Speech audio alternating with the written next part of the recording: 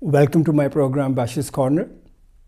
In this program, we discuss issues from the society which normally mainstream media doesn't deal or doesn't want, but we do. Today, Denmark is one of the most democratic countries in the world and also at the same time very humanistic. It has been a role model for human rights, rule of law, and equal treatment of minorities. But Denmark has not been like that always. Not only that it was an imperial power which had colonies from Greenland to Norway. Actually, in my own country before Pakistan, India had a colony where Denmark was the first colonist in Tranquebar. They had 3 islands in Caribbean and, of course, Ghana in Africa. And Denmark was also involved in slave trade, which many Danes feel uncomfortable when you tell them. And that slave trade took place between 1617 to 1802. After Great Britain abolished slavery, Denmark, of course, followed the suit. In 1917, Denmark sold its colonies in the Caribbean to United States for, I don't know, for mere 50 million or 100 million, but they did sell it. To discuss various aspects of Denmark's colonial history and slave trade, I have invited a person who knows this history very well. She's director of Holbæk Museum. Welcome to my program, Mrs. Karen Munk Nielsen. Thank you. As we all know that 100 years ago, Denmark sold its 3 colonies in the West Indies to USA. The day was discussed intensively in this last few weeks. Mm-hmm. And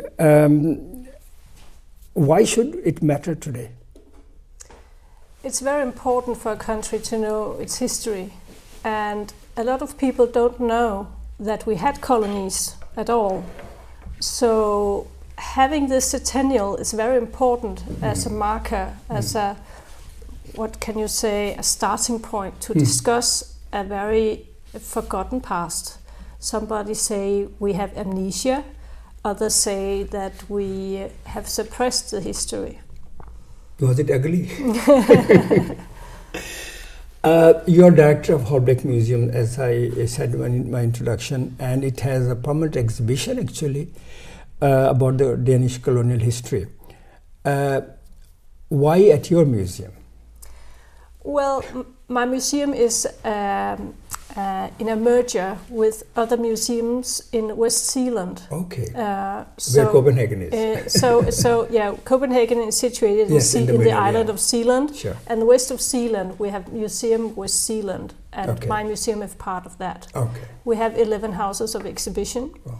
And we decided that this year, the centennial, we should make it clear that having a colonial engagement is nothing that only concerns the capital, Copenhagen. Mm-hmm. When people know something about our colonies, they know that there are big mansions here made by planters, but you never tell the story about what about the rural areas like ours. Mm-hmm. So we decided to research in our own area, and we have made at first we thought it would be a temporary exhibition, but we found out that it was so important part of our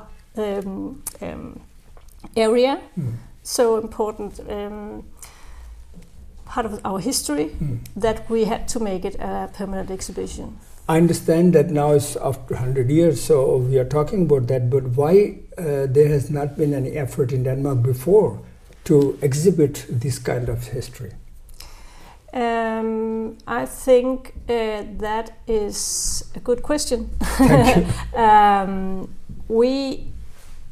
If you compare it to Great Britain, for example, sure. A lot of, the biggest empire concerning colonies, a lot of their colonies became independent and became a member of, or members of Commonwealth. Sure. And they had like easier access to immigrate to Great Britain, and you still have these populations going in and out of London, for example. And had a contact. Have a contact culturally, with food, with language, with color, everything. Sure. Denmark sold its colony. And washed the hand. And we shut the door. Wow. And it was during First World War.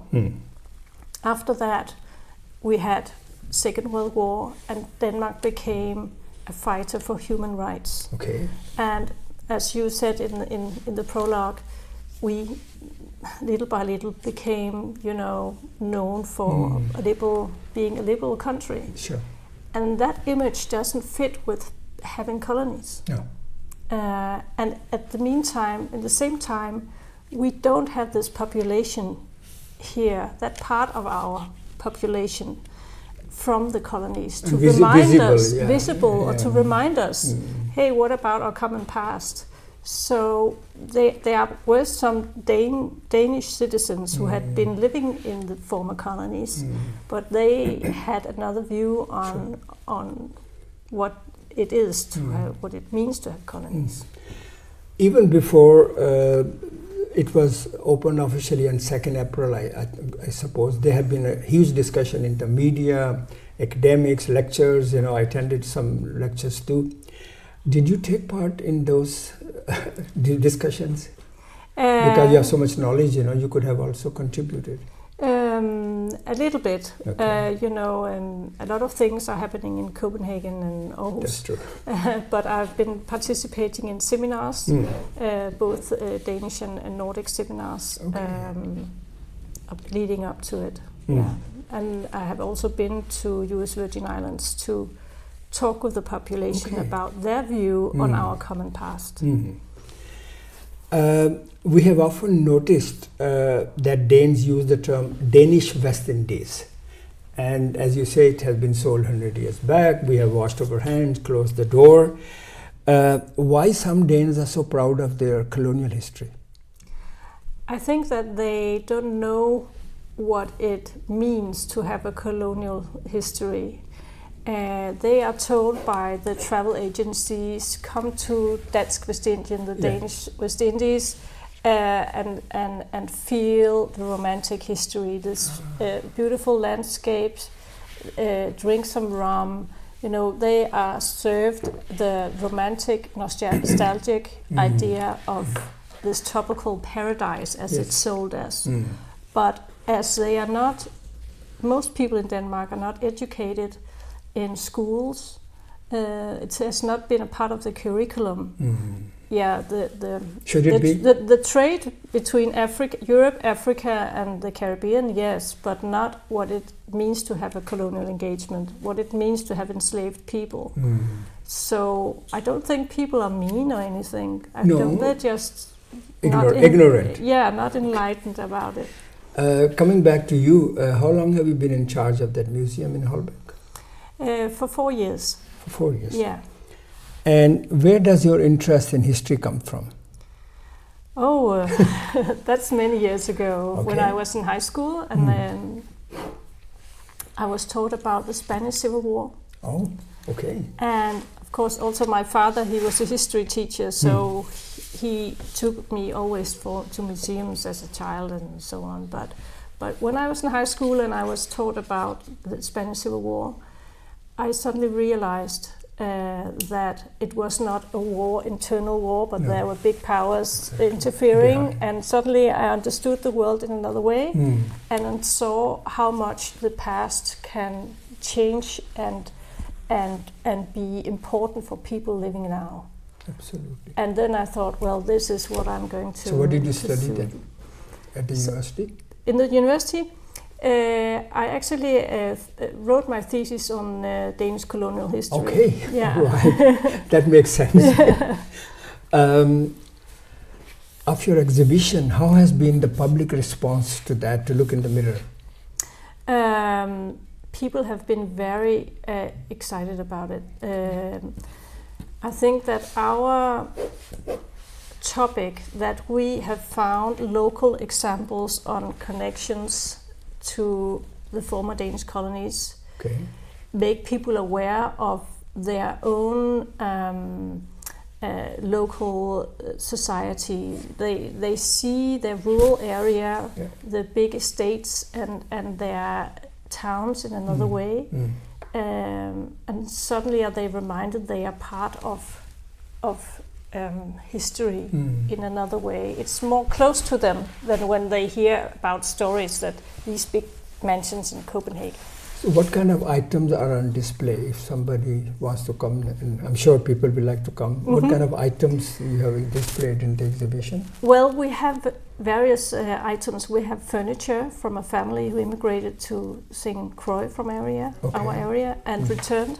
Okay. And we tell the whole story about them, how they immigrated in 1900 and they returned in 1923. And in 1917 till 1927, it was the American Marine that administrated the islands. So they didn't belong to any state. So when they returned, so they were stateless. They were stateless. Wow. And the father and the mother of the family, they could regain Danish citizenship after 3 years. But the children who were born there gained their Danish citizenship in 1962. When they became 18? So, no, they were. They have to apply. They were in their 30s. I think. God. Yeah. So that can give you a discussion in the exhibition. We have a conch, which is a very strong symbol for people in the former Danish colony, and it's a strong symbol because, well, we've found it in a small island, Sejerø, where it was used to when you blow it, you can hear it very long way, and they blew it if there was a fire.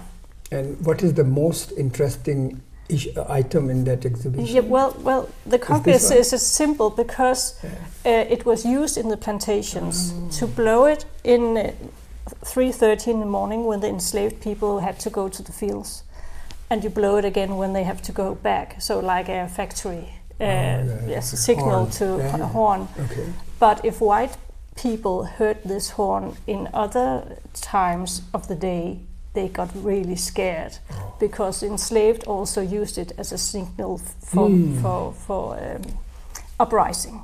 Or later, yeah. So it has a double meaning. We also have a very big knife that was used of a soldier who tried to fight enslaved people of the rising in 1848. But there was also a public discussion regarding 3 statues that the people of Ireland wanted to give to Denmark. Can you tell us a little bit about that? Well, it was during our research on this exhibition, I stumbled on some of my old contacts from when I wrote my thesis many years ago. Yes. And he asked me if we could help him mediate a project because they wanted to give Denmark a gift. Yeah, there's a present. Yeah, the present. It was 3 statues. And we said yes, of course. And they said, you know, we always ask you for something, money to repair our houses and excuse and so forth. But if you give a gift, you have the upper hand, and we need dialogue now. Of course. So we helped them mediate this, and they came to our museum. And now one of the statues are in the exhibition. Is in the exhibition, and that is John Gottlieb, who was called Budo, and he was the leader of the enslaved population in 1848. Okay, and you also have a lot of dolls there. Yeah. I read an article by a journalist called Philip Sampson, who wrote an article in the Point of View International blog about these black dolls. Has there been also other media interest in these black dolls? Oh yes. Yeah. Oh yeah. We had a media storm actually, because Berlingske Tidende, a very big newspaper in Denmark, they stumbled on. It was 3 weeks before we opened the exhibition. So we haven't even put the dolls yet on display. But we had plans on looking at our collection with other eyes than you normally do. Exactly. So we have been having a discussion in Denmark on words. What words do we use about one another in the society? And that is why we look at these Negro dolls, as they were called in our register. And we ask the audience, can you use this word today? Okay. My grandmother could say nigger. Yeah. When I was a child, you say Negro. My children would never use that word. The language develops, and does it matter what you call other people? We would like to have that discussion. What about stereotypes? We also have some items in the exhibition that are really stereotypic. And why do we have to, did people have to take a distance to other people? For example, if you're going to enslave someone, you have to make them not a human, because dehumanize them, because then you cannot do these things to them. So we would like to rise that discussion. And suddenly... But there has been this discussion. I remember one of the member of parliament, he insisted on using this word, N-word. And the chairman of our parliament, Pia Kjærsgaard, also had a column about it. Yes. So for a week I had to talk with almost everyone in the media, and really had to work overtime to get the exhibition finished, because I had to talk with newspapers, radio, and television about why we were taking these dolls in the exhibition. And what we do is that we ask the audience. We have post-its and pens, so you can write your opinion and then you put it on the glass. And people can also discuss with each other with post-its on the glass. So we would like this room to be a room of dialogue and discussion. So, don't you think, I understand from what you say, and very appreciated what you are saying, but do you think that Denmark and also other Western countries, they should go away from this historical language they use sometime and come to this new term and respect those people that have been using that word? Yeah, in this exhibition, we don't say as museum what you should call this doll. Okay. But in the main exhibition, we, for example, deliberately use the word enslaved. Yes. As a respect for people. So we have had these discussions in the museum, how you use the language, because it's so normal just to say slave. That's an old term, but you have to be very aware of what you are saying in which way, because it's people, it's about people. Coming back to Danish slave and colonial history, how did Denmark get involved in that little country? At that time it was a big country, but how did they get involved in that slave trade? Well, in the beginning we had, Denmark had St. Thomas and St. John, which were very, very small islands and small plantations. And at the first, they tried to have workers from prisons in Denmark. But they took them from here? They took them from here, and they were also called slaves. So they took them from here instead of sitting in a jail and work in the jail factory in Copenhagen. They could as well be transformed. But they couldn't. They died, and they died very soon. Quickly, and they saw on the neighboring islands of Tortola, for example, that the Brits were very successful in this trade, and actually Denmark became, if you see on our number of ships, Denmark is in top 5 of slave trade merchants. So then one can ask, what was the reason of this slave trade? Money or imperial ambitions, or what was it? Why? Well, to begin with, it seemed like a very smart system, because you could have a lot of the planters there also had iron factories in Denmark, and they could export iron and weapons to Africa, where they traded people for goods there. And then they transported all these people, traded people, to the West Indies. And there they produced sugar, cotton, so it was tobacco. Money. So it was money. But actually it was a very bad business because people died. Of course, they, you know, if as a field worker you could maybe survive for 5 years, then you were just. Can you tell our viewers something about this? What they call the slave trade routes? You know, this triangle of. How did it come about? Well, the main route was from Ghana. Yes. Where Denmark had a station called Christiansborg, as our parliament today, actually. And they also call it, at that time they called it Gold Coast. The Golden Coast, yeah.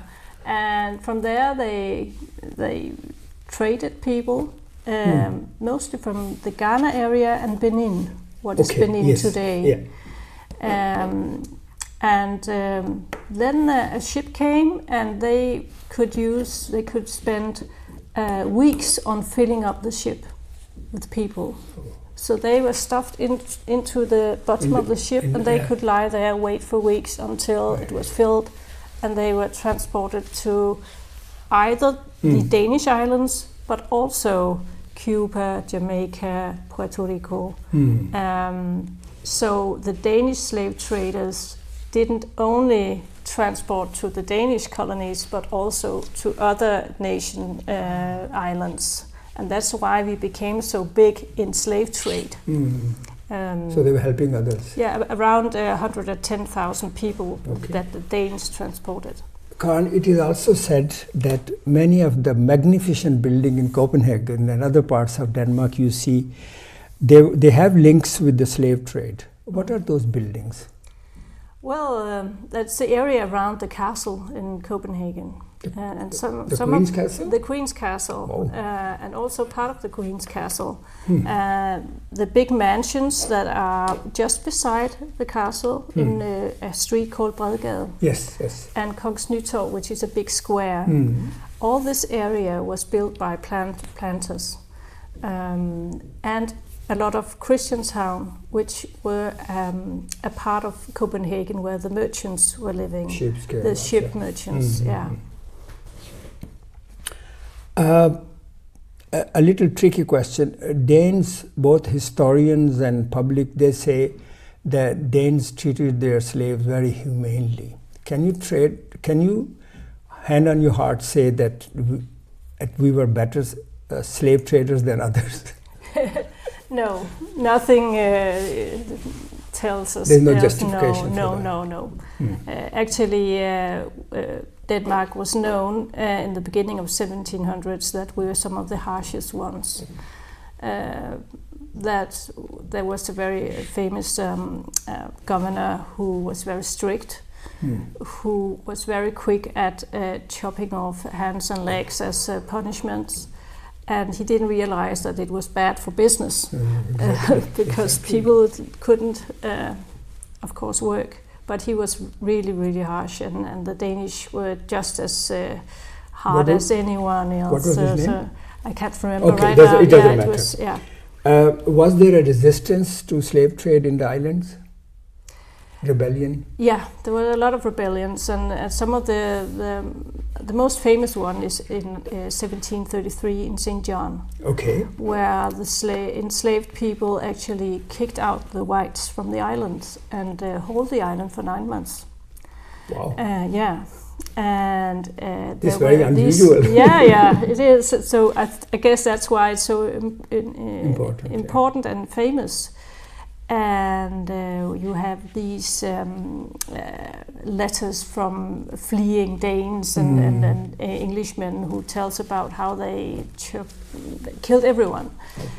So the Danish authorities got help from neighboring islands and took back the island. And in the end, the rebellions were just in the tip of the island. And they committed suicide. Instead of being caught. Yeah, and after that, they changed the rules because the mistake that the Danish authorities had done was that they have put people who could talk with each other. They came from the same tribe in Africa, so they could communicate. So after that, they were very, very thorough in spreading out people, and selecting from different tribes and different religions. So people had to, it was harder for them to. You have also said in one of the articles that museums are a tool to collect the past and bring it to the present. Can we learn in this civilized time anything from our past? I hope so. Wow, okay. That was a short and precise question. Yeah. And in schools also, do you think we should, as you said before, that there should be a subject in the school where children should learn about our historical background? Yes, of course they should. It has shaped our society, and you can see the traces still. And we also have a population in U.S. Virgin Islands who really are very have had, where the history has been a big impact on their lives. So the history is still alive, and we have to face it. Facing the history, why shouldn't we apologize to the islands and to Ghanaians for what we have done to those people? It's a very big discussion, and when I talk with people in the U.S. Virgin Islands about it, they are very divided in this question. Okay. Some of them say you should apologize, that's the least you could do, reparations and so on. And other people say, well, if you apologize, the Danes could say, we apologize, and now that's it. No, reparation follows with the apology. Yeah, and other people say, what we need is recognition, and what we need is a dialogue. How do we come from here? You cannot say, have a centennial, give an excuse or an apology, and then done is done. If you say we acknowledge that we have a common past, this was unforgivable, then it's more easy to continue and have a dialogue and develop our communication. Yeah. Karen, thank you very much for all this information you gave, your wonderful ideas. And dear viewers, I hope that you will go to Holbæk and see this wonderful museum. And remember, when we do injustice, we can always correct it. Take good care of yourself until next week.